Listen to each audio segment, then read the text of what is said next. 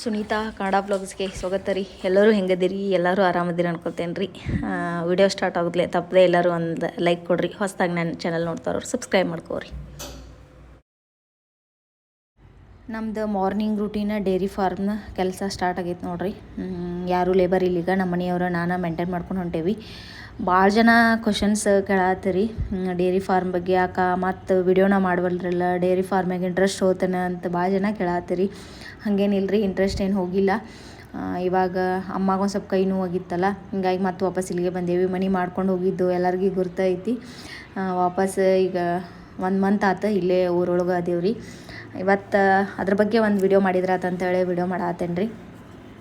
ನಮ್ಮ dairy form ಬಗ್ಗೆ ಅಂದ್ರೆ ನನ್ನ ಅನುಭವ, ನಮಗೆ ಎಷ್ಟು ಅದ್ರೊಳಗೆ ಅನುಭವ ಸಿಕ್ಕೈತಿ, ಅದ್ರೊಳಗೆ ಎಷ್ಟು ಲಾಭದಾಯಕವಾಗೈತಿ, ಯಾವ ಥರ ಕೆಲಸ ಮಾಡ್ಕೊಂಡು ಹೊಂಟೇವಿ, ಲೇಬರ್ನ ಇಟ್ಕೊಂಡೇವೋ ಇಲ್ವೋ ಎಲ್ಲ ಸಂಪೂರ್ಣವಾಗಿ ಮಾಹಿತಿಯನ್ನು ಹೇಳ್ತೇನೆ ರೀ.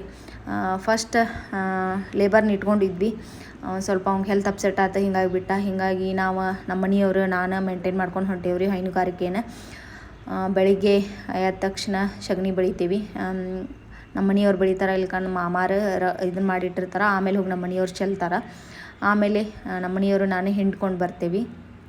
ನಮ್ಮ ಸಬ್ಸ್ಕ್ರೈಬರ್ ಕ್ವಶನ್ಸ್ ಭಾಳ ಬಂದವ್ರಿ ನನಗೆ ಹೈನುಗಾರಿಕೆ ಬಗ್ಗೆ ಮಾಹಿತಿ, ಅದ್ರ ಬಗ್ಗೆನ ಭಾಳ ಬಂದವ.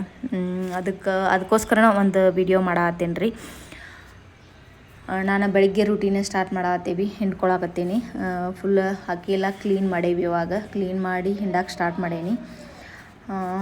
ಫಸ್ಟ್ ಶೆಡ್ ಬೇಕಲ್ರಿ ಡೈರಿ ಫಾರ್ಮ್ ಸ್ಟಾರ್ಟ್ ಮಾಡ್ಬೇಕಂದ್ರೆ, ಹೈನುಗಾರಿಕೆ ನಾವು ಸ್ಟಾರ್ಟ್ ಮಾಡ್ಬೇಕಂದ್ರೆ ಫಸ್ಟ್ಗೆ ಒಂದು ಶೆಡ್ ಬೇಕು.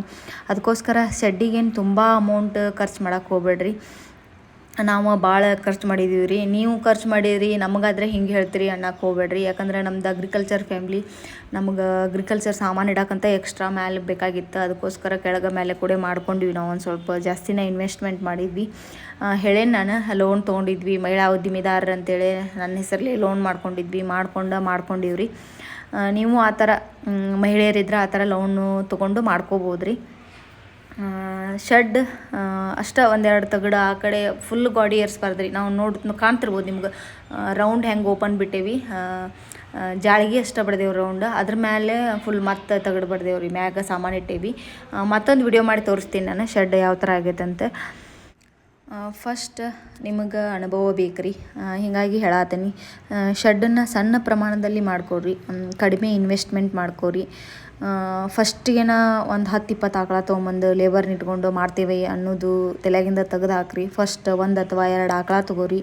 ಫಸ್ಟ್ ನೀವೇ ಹಿಂಡ್ರಿ, ನೀವೇ ಮೈ ತೊಳೆದು, ನೀವೇ ಎಲ್ಲ ಮೇಂಟೈನ್ ಮಾಡೋದು, ಫುಡ್ ಹಾಕೋದು, ಹಿಂಡೋದು, ಮೇನ್ ಹಿಂಡಾಕೆ ಕಲ್ಕೋಬೇಕು ನೀವು. ಫಸ್ಟಿಗೆ ನಾವು ಒಂದು 10-20 ಆಕಳ ತಂದು ಮಿಲ್ಕಿಂಗ್ ಮಷಿನ್ ತಂದು ನಾವು ಮೇಂಟೈನ್ ಮಾಡ್ತೇವೆ ಅಂದ್ರೆ ಭಾಳ ಕಷ್ಟ ಅನ್ನಿಸ್ತೈತೆ ರೀ. ಯಾಕಂದ್ರೆ ಫಸ್ಟ್ ಡೈರಿ ಫಾರ್ಮ್ ಒಳಗೆ ನಮ್ಮ ಅನುಭವನ ಭಾಳ ಇಂಪಾರ್ಟೆಂಟ್ ಇರುತ್ತೆ. ಅದಕ್ಕೆ ನಾವು ಫಸ್ಟ್ ಅನುಭವವನ್ನು ಪಡ್ಕೋಬೇಕಂತ ನನ್ನ ಅಭಿಪ್ರಾಯ ರೀ. ಇದನ್ನು ನೀವು ಹೆಂಗೆ ತೊಗೊಂತೀರೋ ನನಗೆ ಗೊತ್ತಿಲ್ಲ. ನಾವಂತರೂ ಫಸ್ಟ್ ನಮ್ಮ ಅನುಭವದ ಮೇಲಿನ ಡೈರಿ ಫಾರ್ಮ್ ಇಷ್ಟರ ಮಟ್ಟಿಗೆ ಬೆಳೆಸೇವ್ರಿ. ಮನೆಯಲ್ಲಿ ಒಬ್ಬರೇ ಕೆಲಸ ಮಾಡಿದ್ರೆ ಆಗೋದಿಲ್ಲ ರೀ. ಡೈರಿ ಫಾರ್ಮ್ನಿಂದ ಮನೆ ಮಂದಿ ಎಲ್ಲನೂ ಕೆಲಸ ಮಾಡ್ತಿರ್ಬೇಕು. ಫ್ಯಾಮ್ಲಿಯವರು ಒಬ್ಬರಿಲ್ಲ ಅಂದ್ರೆ ಒಬ್ಬರು ಮೇಂಟೈನ್ ಮಾಡ್ಕೊಂಡು ಹೋಗ್ತಿರ್ಬೇಕು. ಹಂಗಾದ್ರೆ ಡೈರಿ ಫಾರ್ಮ್ ನಡಿತೈತೆ ರೀ. ಆಮೇಲೆ ಆಕಳ ತರೋದು ಎಲ್ಲಂದ್ರಲ್ಲಿ ಆಕಳ ತರಕ್ಕೆ ಹೋಗ್ಬೇಡ್ರಿ. ಮನೆಯವ್ರ ಕಡೆ ಅಂದ್ರೆ ಅವ್ರ ಕಡೆ ಅಂದ್ರೆ ಮನೆಯಲ್ಲಿ ಮಾಡ್ತಿರ್ತಾರಲ್ಲ ಡೈರಿ ಫಾರ್ಮ್, ಅಂಥವ್ರಲ್ಲಿ ತೊಗೊಂಬರ್ರಿ. ದಲ್ಲಾಳಿಗಳ ಹತ್ರ ತರಬೇಡ್ರಿ. ಯಾಕಂದ್ರೆ ಅವ್ರು ಹೇಳ್ದಲ್ಲಿ ಹೋಗಿ ನಾವು ತರೋದು ಭಾಳ ಮೋಸ ಮಾಡ್ತಾರೆ. ಆಲ್ರೆಡಿ ನಮಗೆ ಮೋಸ ಆಗೈತಿ. ವಿಡಿಯೋ ಮಾಡೀನಿ ನಾನು, ನೋಡ್ರಿ, ಹಳೆ ವಿಡಿಯೋಸ್ ಅದಾವು. ಭಾಳ ಮೋಸ ಮಾಡ್ತಾರೆ. ಈ ಥರ ನಿಮಗೆ ಗುರ್ತಿದ್ದವ್ರು, ಪರಿಚಯ ಇದ್ದವ್ರು ಅವ್ರ ಹತ್ರನ ಆಕಳ ತೊಗೊಂಡು ಬರ್ರಿ, ಮೇಂಟೈನ್ ಮಾಡಿರಿ ಚಲೋ. ಆಮೇಲೆ ಒಂದೊಂದಾಗಿ ಬೆಳೆಸ್ಕೊತ ಹೋಗ್ರಿ. ಆಮೇಲೆ ಕೆಚ್ಚಲು ಬಾವು ಯಾವ ಥರ ತಡೆಯೋದು ಅಂತೈತಿ. ನಾವು ಹಿಂಡ್ಕೊಂಡ ತಕ್ಷಣ ಅವನ್ನ ಮಲ್ಕೊಳಕ್ಕೆ ಬಿಡಬಾರ್ದು ರೀ. ಯಾಕಂದ್ರೆ ಹಾಲು ಬರೋ ರೂಟು ಓಪನ್ ಇರ್ತಾವೆ. ಅದ್ರೊಳಗೆ ಕೆಳಗಿನ ಸಗಣಿ ಗಂಜಲ ಅದ್ರೊಳಗೆ ಹೋಗಿ ಇನ್ಫೆಕ್ಷನ್ ಆಗಿ ಕೆಚ್ಚಲು ಬರೋ ಚಾನ್ಸಸ್ ಭಾಳ ಇರ್ತಾವೆ. ಅದಕ್ಕೋಸ್ಕರ ಹಿಂಡುದಾದ ತಕ್ಷಣ ನಾವು ಹೊಟ್ಟು ಹಾಕ್ರಿ, ಅವು ಮಲ್ಕೊಳಂಗಿಲ್ಲ. ಆಮೇಲೆ ಹಸಿ ಮೇವಿನ ಬಗ್ಗೆ ಕೇಳಿದ್ರಿ. ಒಂದು 2 ಎಕರೆ ನೀರಾವರಿ ಇದ್ರೆ ಸಾಕ್ರಿ. 1 ಎಕರೆ ಅಥವಾ 2 ಎಕರೆ ಇದ್ರೆ ಸಾಕು. ಇಲ್ಲ 1 ಅಥವಾ 2 ಆಕಳ ಮಾಡಿದರೂ ನಡಿತೈತೆ ರೀ. ಅಷ್ಟು ಹೊರಗಡೆ ಹೊಲದಾಗ ಅದು ಇರತ್ತೈತೆ ಅಷ್ಟು ಮೇವು ತರಕ್ಕೆ ಬರ್ತಾ ಅಂದ್ರೆ ಜೋಳ ಗೋಂಜಾಳ ಏನಾದರೂ ಹಾಕಿರ್ತೀವಿ ನಡಿತೈತಿ. ನೀರಾವರಿ ಬೇಕಂತ ಇಲ್ಲ. ಆದ್ರೆ ದೊಡ್ಡ ಪ್ರಮಾಣದೊಳಗೆ 5-6 ಅಥವಾ 10 ಆಕಳದವರೆಗೂ ನಾವು ಮಾಡಿದ್ವಿ ಅಂದ್ರೆ ನೀರಾವರಿ 2 ಎಕರೆ ಬೇಕಾಗ್ತತಿ. ನಾವು ಸಪ್ರೇಟಾಗಿ ಅದಕ್ಕೆ ಹುಲ್ಲು ಹಚ್ಕೋಬೇಕಾಕತಿ. ಭಾಳಷ್ಟು ತಳಿಗಳದಾವು ಹುಲ್ಲಿನ. ಅವು ನಿಮ್ಗೆ ಯಾವ ಬೇಕೋ ಅವನ್ನ ಸೆಲೆಕ್ಟ್ ಮಾಡಿಕೊಂಡು ನೀವು ಮಾಡ್ಕೋಬೋದು ರೀ. ಆಮೇಲೆ ಒಬ್ಬೊಬ್ರು ಹೆಂಗೆ ಮಾಡ್ತಾರೆ, ಆಕಳ ಹಾಲು ಕೊಡುತ್ತಿರುವಾಗಷ್ಟೇ ಅವಕ್ಕೆ ಕ್ಯಾಟ್ಲ್ ಫೀಡ್ ಅಥವಾ ಹಿಟ್ಟು ಫುಡ್ ಅವಕ್ಕೆ ಒಳ್ಳೊಳ್ಳೆ ಫುಡ್ಡನ್ನಷ್ಟೇ ಕೊಡ್ತಿರ್ತಾರೆ. ಅವು ಪ್ರೆಗ್ನೆಂಟ್ ಆಗಿರ್ತಾವೆ, ಹಿಂಡಿದು ಬಿಟ್ಬಿಡ್ತೇವೆ, ಆವಾಗ ಫುಡ್ ಕೊಡೋದು ಬಿಟ್ಬಿಡ್ತಾರೆ. ಅದು ನಾವು ಮಾಡೋ ಬಹಳ ದೊಡ್ಡ ತಪ್ಪು ರೀ. ಯಾಕಂದ್ರೆ ಅದ್ರ ಗರ್ಭಕೋಶದೊಳಗೆ ಕರು ಬೆಳೀತಿರ್ತೈತಿ. ಅದಕ್ಕೆ ಪ್ರೋಟೀನ್ ಮೇನ್ ಕ್ಯಾಲ್ಸಿಯಮ್ ಬೇಕಾಗಿರ್ತೈತಿ. ಅದಕ್ಕೋಸ್ಕರ ನಾವು ಅವಕ್ಕೆ ಫುಡ್ ಕೊಡಬೇಕಾಗ್ತೈತಿ. ಯಾಕಂದ್ರೆ ಆಕಳ ಇಳಿದ ತಕ್ಷಣ ನಮ್ಗೆ ಒಳ್ಳೆ ರೀತಿ ಹಾಲು ಕೊಡಬೇಕು. ಇನ್ನೂ ಹೋದ ತಳಿಯೊಳಗೆ ಎಷ್ಟು ಹಿಂಡಿರ್ತೈತಿ ಅದಕ್ಕಿಂತ ಹೆಚ್ಚಿಗೆ ನಮಗೆ ಹಾಲಿನ ಪ್ರಮಾಣ ಬೇಕಂದ್ರೆ ನಾವು ಅದು ಪ್ರೆಗ್ನೆಂಟ್ ಇರುವಾಗೂ ಭಾಳ ಚೆನ್ನಾಗಿ ನೋಡ್ಕೋಬೇಕು. ಕ್ಯಾಟ್ಲ್ ಫೀಡ್ ಕೊಡಬೇಕು, ಚೆನ್ನಾಗಿ ನೋಡ್ಕೋಬೇಕಂತ ನನ್ನ ಅಭಿಪ್ರಾಯ ರೀ. ಭಾಳ ಜನ ಈ ತಪ್ಪು ಮಾಡ್ತಾರೆ. ಆಮೇಲೆ ಚೆನ್ನಾಗಿ ಕರುಗಳ ಬೆಳವಣಿಗೆ ಆಗ್ತೈತೆ ರೀ ಗರ್ಭಕೋಶ ಒಳಗೆ. ಆಮೇಲೆ ಅವು ಆಕಳ ಡೆಲಿವರಿ ಆದ ತಕ್ಷಣ ಕರುವಿಗೆ 3 ತಿಂಗಳು ಮಿನಿಮಮ್ ನಾವು ಹಾಲು 2 ತೊಟ್ಟಂತೂ ಬಿಡ್ಬೇಕು ರೀ. 2 ತೊಟ್ಟ ಹಿಂಡ್ಕೋಬೇಕು, 3 ತಿಂಗಳು ಕುಡಿಸ್ಬೇಕು ರೀ. ಅಂದ್ರೆ ಬೇಗ ಆಕಳುಗಳ 12 ಮಂತ್ಸ್ 15 ತಿಂಗಳ ಹಿಂಗೆ 12 ಮಂತ್ಸ್ ಅಥವಾ ಹಿಂಗೆ 2 ವರ್ಷದೊಳಗನ ಬೇಗ ಕಟ್ಕೊಂಡ್ಬಿಡ್ತಾವೆ ರೀ. ಆ ಕರು ಹೆಣ್ಣು ಕರುವಾಗಿದ್ದು ಬಂದ್ರೆ ಬೇಗ ಕಟ್ಕೊಂಡ್ಬಿಡ್ತಾವೆ. ಎಲ್ಲರಿಗೂ ಒಂದು ಕ್ವಶನ್ ಐತಿ, ಎಷ್ಟು ತಿಂಗಳವರೆಗೂ ಹಾಲು ಕರಿಬೇಕು ರೀ ಆಕಳನ್ನ ಅವು ಪ್ರೆಗ್ನೆಂಟ್ ಆಗಿಂದ ಅಂತ ಕೇಳ್ತಾರೆ. ಅವಕ್ಕೆ 6 ಅಥವಾ 7 ಮಂತ್ಸ್ ಆದ್ಕೂಲೆ ಬಿಟ್ಬಿಡ್ಬೇಕು ರೀ. ನಾವು ಹಿಂಡುದು ಬಿಟ್ಬಿಡ್ಬೇಕು. ಒಂದು ದಿವಸ ಒಂದು ಹೊತ್ತು ಹಿಂಡಿ ಒಂದು ಹೊತ್ತು ಬಿಡ್ಬೇಕು. ಆಮೇಲೆ ಸ್ವಲ್ಪ ಹಿಂಡಿ ಒಂದು ವಾರದೊಳಗನ ಮೇಂಟೈನ್ ಮಾಡಿ ಅವಕ್ಕೆ ಕ್ಯಾಟಲ್ ಫೀಡ್ ಕೊಡೋದು ಕಡಿಮೆ ಮಾಡ್ಬೇಕು ರೀ. 8 ದಿವಸ ಅಷ್ಟೇ ರೀ ಹಾಲು ಬಿಡುವವರೆಗೂ ಅಷ್ಟೇ ಕೊಡೋದು ಬಿಡ್ಬೇಕು. ಪೂರ್ತಿ ಇದನ್ನು ಚಲೋತ್ನಾಗ ಕೇಳಿಸ್ಕೊರಿ. ಹಾಲು ಕೊಡೋದು ಬಿಡುವವರೆಗೂ ಅಷ್ಟೇ ಬಿಡ್ಬೇಕು ರೀ. ಅದು ಹಾಲು ಸ್ಟಾಪ್ ಆಗ್ಬೇಕು, ಅಲ್ಲಿವರೆಗೂ ಕ್ಯಾಟಲ್ ಫೀಡ್ ಕೊಡೋಕೆ ಹೋಗ್ಬೇಡ್ರಿ. ಅದಕ್ಕೆ 7 ಮಂತ್ಸ್ ಮುಗಿತಂದ ತಕ್ಷಣ ನೀವು ಹಿಂಡಿದು ಬಿಡ್ಬೇಕು, ಕ್ಯಾಟಲ್ ಫೀಡ್ ಕೊಡೋದು ಬಿಡ್ಬೇಕು. ಅದು ಪೂರ್ತಿ ಒಂದು 8 ದಿವ್ಸದೊಳಗೆ ನಾವು ಹಾಲನ್ನು ಹಿಂಡುದು ಬಿಟ್ಬಿಡ್ತೇವೆ ರೀ. ಹಿಂಡುದು ಬಿಟ್ಟಿಂದ ಮತ್ತೆ 8 ದಿವ್ಸ ಗ್ಯಾಪ್ ಬಿಡ್ರಿ. ಬಿಟ್ಟು ಆಮೇಲೆ ನೀವು ಮತ್ತೆ ಅದಕ್ಕೆ ಕ್ಯಾಟಲ್ ಫೀಡ್ ಕೊಡ್ಬೇಕು ರೀ. ಯಾಕಂದ್ರೆ ಅದು ಪ್ರೆಗ್ನೆಂಟ್ ಇರುತ್ತೆ, ಅದಕ್ಕೆ ಅವಶ್ಯಕತೆ ಇರುತ್ತೆ ಕ್ಯಾಟಲ್ ಫೀಡ್ ಕೊಡ್ಬೇಕು ರೀ. ಆಮೇಲೆ ನೆಕ್ಸ್ಟ್ ಲಾಭದಾಯಕವಾಗಿ ಹೈನುಗಾರಿಕೆಯನ್ನು ಹೇಗೆ ಮಾಡ್ಕೋಬೇಕಂದ್ರೆ ಕರುಗಳ ಸಾಕಾಣಿಕೆ ಚೆನ್ನಾಗಿ ಕರುಗಳ ಸಾಕಾಣಿಕೆಯನ್ನು ಮಾಡ್ಬೇಕು ರೀ. ಜಂತು ಔಷಧಿಗಳನ್ನು ಕೊಡ್ಬೇಕು ರೀ. ಅವಕ್ಕೂ ಫುಡ್ ಕೊಡೋಕೆ ಚೆನ್ನಾಗಿ ಫುಡ್ ಕೊಡೋಕೆ ಸ್ಟಾರ್ಟ್ ಮಾಡ್ಬೇಕು. ಹಾಲಂತೂ 3 ತಿಂಗಳು ಕೊಡ್ತೇವೆ ರೀ.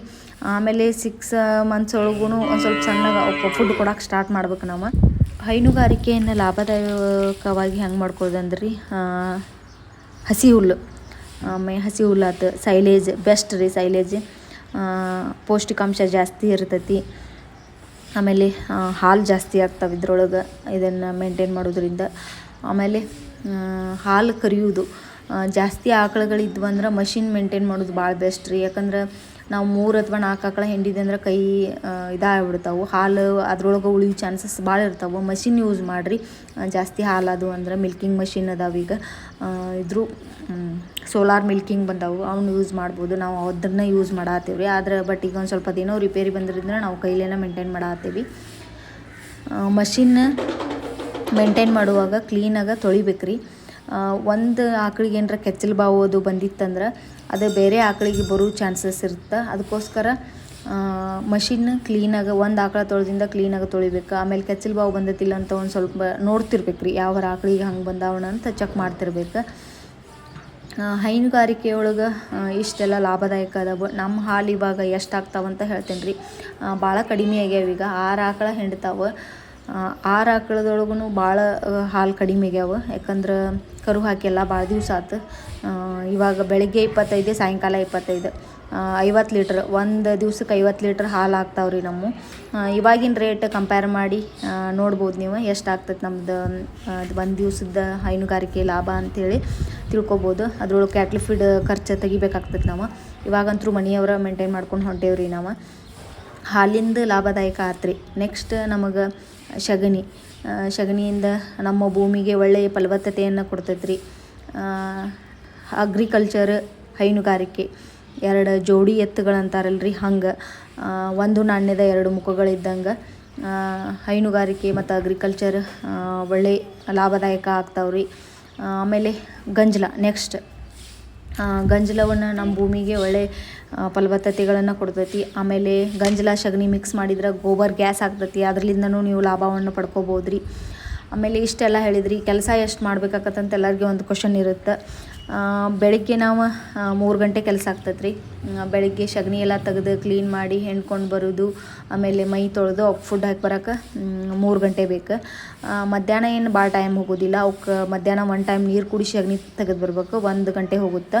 ಆಮೇಲೆ ಸಾಯಂಕಾಲ 1-2 ಗಂಟೆ ರೀ.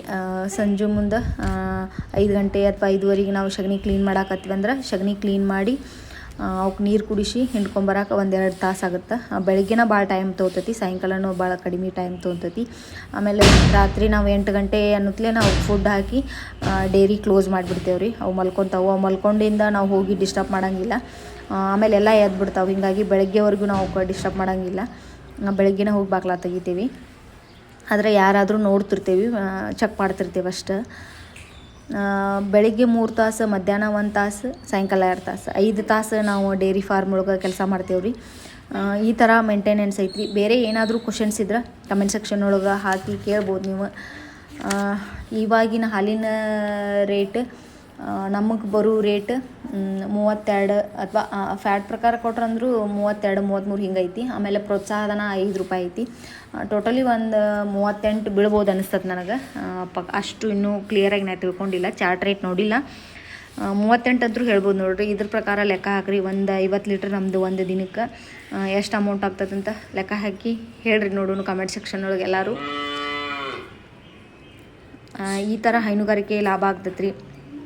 ನಾ ಹೇಳಿದ್ನೆಲ್ಲ ಕರುಗಳ ಸಾಕಾಣಿಕೆ ಅಂತೇಳಿ. ಕರುಗಳನ್ನು ಚೆನ್ನಾಗಿ ಬೆಳೆಸಿ ಒಂದು ವರ್ಷಕ್ಕೆ ನೀವು 4 ಕರುವನ್ನು ನೀಟಾಗಿ ಮೇಂಟೈನ್ ಮಾಡಿ ಆಕಳುಗಳನ್ನು ಮಾಡಿದ್ರಿ ಅಂದರೆ ಅದರಲ್ಲೂ ತುಂಬ ಲಾಭಗಳನ್ನು ಗಳಿಸ್ಬೋದು ರೀ. ಮೇನ್ ಅಂದ್ರೆ ಅಗ್ರಿಕಲ್ಚರ್ ಮಾಡುವವರು ಅಂದರೆ ರೈತಾಪಿ ಕುಟುಂಬದವ್ರು ಯಾರದಿರಿ ಅವರು 1 ಅಥವಾ 2 ಆಕಳನ್ನು ನೀವು ಇಟ್ಕೊಳ್ಳೇಬೇಕಾಗ್ತೈತಿ. ಯಾಕಂದ್ರೆ ಮನೆಯಲ್ಲಿ ಸಮೃದ್ಧವಾಗಿ ಮಕ್ಕಳು ಹಾಲು ಉಣ್ತಾರೆ. ಆಮೇಲೆ ನಮ್ಮ ಭೂಮಿಗೆ ಒಳ್ಳೆ ಫಲವತ್ತತೆ ಸಗಣಿ ಆಗ್ತೈತಿ. ನಾವು ಹೆಲ್ದಿಯಾಗಿರ್ತೀವಿ, ಪರಿಸರನೂ ಹೆಲ್ದಿಯಾಗಿರ್ತೈತಿ. ಆಮೇಲೆ ನಾವು ಹೊಲದಾಗಿಂದ ತಿನ್ನೋ ಫುಡ್ಡೂ ಒಳ್ಳೆ ಕ್ವಾಲಿಟಿದಾಗಿರುತ್ತೆ. ಅದಕ್ಕೋಸ್ಕರ ನಾನು ರೈತಾಪಿ ಕುಟುಂಬಗಳಿಗೆ ನನ್ನ ಸಜೆಷನ್ ರೀ, 1 ಅಥವಾ 2 ಆಕಳುಗಳನ್ನು ಮಾಡಿಕೊಡ್ರಿ ಅಂತ ನನ್ನ ಅಭಿಪ್ರಾಯ ರೀ. ಹೈನುಗಾರಿಕೆ ಒಳಗೆ ಇಷ್ಟು ಲಾಭಗಳು ಅದಾವೆ ರೀ. ಹೇಳಿದ್ನಲ್ರಿ ನಾನು ನಮ್ಮ 50 ಲೀಟ್ರ್ ಒಂದು ದಿವ್ಸಕ್ಕೆ ಆಗ್ತಾವಂತೇಳಿ. ಒಂದು ದಿವ್ಸದ್ದು ಆಲ್ಮೋಸ್ಟ್ ಆಲ್ ಹೆಚ್ಚು ಕಡಿಮೆ ಚೆಕ್ ಮಾಡಿ ನೋಡಿದ್ರೆ 1-2 ಸಾವಿರ ಆಗ್ತೈತೆ ರೀ. ಅದ್ರೊಳಗೆ ನಾವು ಕ್ಯಾಟ್ಲ್ ಫೀಡ್ ತೆಗಿಬೇಕಾಗ್ತೈತಿ. ಆಮೇಲೆ ಲೇಬರ್ ಖರ್ಚು ತೆಗಿಬೇಕಾಗ್ತೈತಿ. ಲೇಬರ್ ಇಲ್ದ ಮಾಡಿದ್ರಂತರೂ ಅದು ಲಾಭ ನಮಗೆ ಆಗ್ತೈತಿ. ಆಮೇಲೆ ಪ್ರತಿದಿನವೂ ನಮ್ಗೆ ಮಾಡೋಕೆ ಹಾಕಿರಂಗಿಲ್ಲ, ಯಾಕಂದ್ರೆ ಹೊಲ್ದಾನ ಕೆಲಸನೂ ಇರ್ತಾವೆ. ಹೀಗಾಗಿ ಲೇಬರ್ನ ಹಚ್ಕೊಂಡೇ ಬಿಟ್ಟಿರ್ತೀವಿ. ಅವರು ಏನಾದರೂ ಹೆಲ್ತ್ ಅಪ್ಸೆಟ್ ಆಗಲಿ ಏನೋ ಅವರು ಪರ್ಸ್ನಲ್ ಪ್ರಾಬ್ಲಮಿಗೋಸ್ಕರ ಬಿಟ್ಟಿರ್ತಾರೆ, ಅವಾಗ ನಾವು ಮೇಂಟೈನ್ ಮಾಡ್ಕೊಂಡಿರ್ತೇವೆ ರೀ. ಈ ಥರ ಐತೆ ನೋಡಿರಿ ನಮ್ದು. ಖರ್ಚು ವೆಚ್ಚಗಳನ್ನು ತೆಗೆದ್ರು ತಿಂಗಳಿಗೆ ನಮ್ದು ಒಂದು 40,000 ಅಂತೂ ಉಳಿತೈತೆ ರೀ. ಆಮೇಲೆ ಆಕಳದ್ದು ಮೇನ್ ನಮಗೆ ಸಗಣಿ ರೀ. ಗೊಬ್ಬರದ ಅವಶ್ಯಕತೆ ಮೇನ್. ಆರ್ಗ್ಯಾನಿಕ್ ಗೊಬ್ಬರ ಸಿಗುತ್ತೆ ನಮ್ಗೆ. ಅದಕ್ಕೋಸ್ಕರ ನಾವು ಡೈರಿ ಫಾರ್ಮನ್ನು ಮೇಂಟೈನ್ ಮಾಡ್ತಿರೋದು. ಅದರೊಳಗೆ ಲಾಭಕ್ಕಿಂತ ಜಾಸ್ತಿ ನಮಗೆ ಗೊಬ್ಬರದ ಅವಶ್ಯಕತೆನೇ ಇರೋದ್ರಿಂದ ನಾವು ಹೈನುಗಾರಿಕೆ ಮಾಡ್ತಾ ಇರೋದು. ಅದಕ್ಕೋಸ್ಕರ ಹೇಳತ್ತೀನಿ ಹೈನುಗಾರಿಕೆ ಲಾಭದಾಯಕ ಐತಿ, ಎಲ್ಲರೂ ಮಾಡಿರಿ. ಭಾಳ ಜನ ಹೇಳ್ತಾರೆ ಹೈನುಗಾರಿಕೆ ಒಳಗೆ ಲಾಭದಾಯಕ ಇಲ್ಲ ಅಂಥೇಳಿ. ಆಮೇಲೆ ಇವಾಗಂತೂ ಆಕಳಿಗೆ ಏನಾರು ಆದ್ರೂ ನಮ್ಗೆ ಅಮೌಂಟ್ ಬರುತ್ತೆ. ಇನ್ಶೂರೆನ್ಸ್ ಮಾಡಿಸ್ರಿ. ಫಸ್ಟ್ ಆಕಳ ತಂದ ತಕ್ಷಣ ನೀವು ಇನ್ಶೂರೆನ್ಸ್ ಮಾಡಿಸ್ರಿ. ನಮ್ಮ ಎಷ್ಟು ಆಕಳುಗಳು ಡೆತ್ ಆದರೂ ನಮ್ಮ ಎಲ್ಲ ಇನ್ಶೂರೆನ್ಸು ಕ್ಲೇಮ್ ಆಗ್ಯಾವ್ರಿ. ನಮ್ಮ ಆಕಳುಗಳ ಬೆಲೆ ಎಷ್ಟು ಇರುತ್ತೆ ಅಷ್ಟು ಅಮೌಂಟ್ ಬಂದೈತೆ ರೀ ನಮ್ದು. ಹೀಗಾಗಿ ಹೈನುಗಾರಿಕೆ ಒಳಗೆ ಲಾಸ್ ಅನ್ನೋದಿಲ್ಲ ರೀ. ಮೊದಲೆಲ್ಲ ಆಕಳುಗಳ ಏನಾರು ಒಂದು ವೈರಸ್ ಬಂತಂದ್ರೆ ಆಕಳು ಸಾಯ್ತಿದ್ವು. ಅವಾಗ ಭಾಳ ಲಾಸ್ ಆಗ್ತಿತ್ತು, ಇಲ್ಲ ಅನ್ನಂಗಿಲ್ಲ. ಆದರೆ ಇವಾಗ ಭಾಳ ಎಲ್ಲರೂ ಕೇರ್ಫುಲ್ಲಾಗಿ ಇದನ್ನು ಮಾಡ್ತಾರೆ, ಮೇಂಟೈನ್ ಮಾಡ್ತಾರೆ. ಆಮೇಲೆ ಇನ್ಶೂರೆನ್ಸ್ ಬಂದವು. ಮೇನ್ ಗೌರ್ಮೆಂಟ್ ಸೌಲಭ್ಯಗಳನ್ನು ಭಾಳ ತಂದವು ಹೈನುಗಾರಿಕೆ ಮಾಡುವವ್ರಿಗೆ. ಅದಕ್ಕೋಸ್ಕರ ಲಾಭದಾಯಕ ಐತಿ ಅಂತ ನನ್ನ ಅಭಿಪ್ರಾಯ ರೀ. ನಮ್ಮದು ಇಷ್ಟು ಆಗುತ್ತೆ ನೋಡಿರಿ. ತಿಂಗಳಿಗೆ 40,000 ಅಂತೂ ಉಳಿತೈತಿ ಖರ್ಚು ವೆಚ್ಚಗಳನ್ನು ತೆಗೆದ್ರೆ. ಅದ್ರೊಳಗೆ ಕ್ಯಾಟ್ಲ್ ಫುಡ್ದು ಒಂದು ಸ್ವಲ್ಪ ಜಾಸ್ತಿ ಆದಾಗ ಒಂದು ಸ್ವಲ್ಪ ಜಾಸ್ತಿನೇ ಹೋಗಿರ್ತೈತಿ.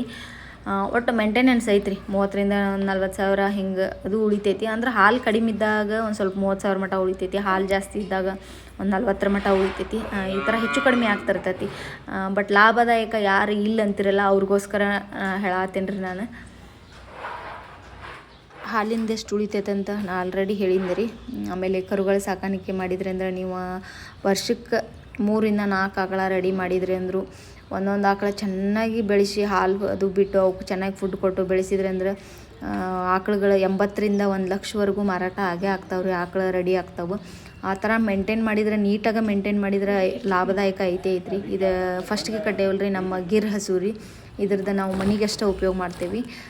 ನಮಗೆ ಹೆಚ್ಚಾತಂದ್ರೆ ತುಪ್ಪ ಅಷ್ಟೇ ಮಾರಾಟ ಮಾಡೇನ್ರಿ ನಾ ಇದ್ರದ್ದು ಬೆಲೆ ಒಂದು ಸ್ವಲ್ಪ ಜಾಸ್ತಿನ ಗಿರ್ ಆಕಳದ್ದು.